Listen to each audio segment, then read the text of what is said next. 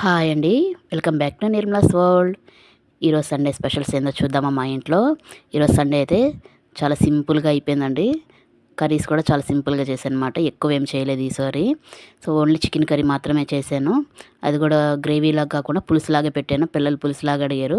So అందువల్ల chicken పులుసులాగా అయితే చేశాను. ఇంకా నేనైతే గోంగూర పచ్చడి ఆమ్లెట్ అయితే వేసుకున్నాను. కానీ చికెన్ కర్రీ కూడా టేస్ట్ చేద్దామని కొంచెం అయితే వేసుకున్నమాట.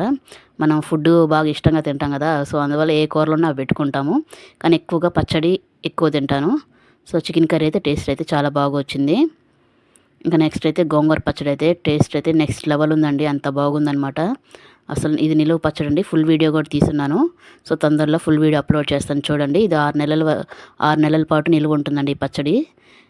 టేస్ట్ అయితే చాలా అంటే చాలా బాగుందండి. పుల్ల పుల్లంగా, కారం కారంగా. ఇంకా దీని కాంబినేషన్గా అయితే ఆమ్లెట్. సో ఆమ్లెట్ పచ్చడి ఉంటే చాలు, ఇంకేం కూరలు ఉండాల్సిన అవసరం లేదండి. అన్నం మొత్తం తినేవచ్చు అనమాట. అంత బాగుంది. సో దయచేసి ఎవరు దిష్టి మాత్రం పెట్టబాకండి ఈ మధ్య, ఎందుకంటే ఆరోగ్యం బాగాలేదనమాట. సో మా వారైతే తిట్టను కూడా తిట్టారు, ఫుల్ తినే వీడియోలు పెట్టబాకని. కానీ మొగుళ్ళ మాటలు పిల్లలు వినం కదా. సో ఆయన చెప్పేది చెప్తుంటారు, నేను చేసేది చేస్తుంటాను. సో ఎవరు దిష్టి పెట్టబాకండి. వీడియో నచ్చితే చిన్న లైక్ అయితే చేయండి.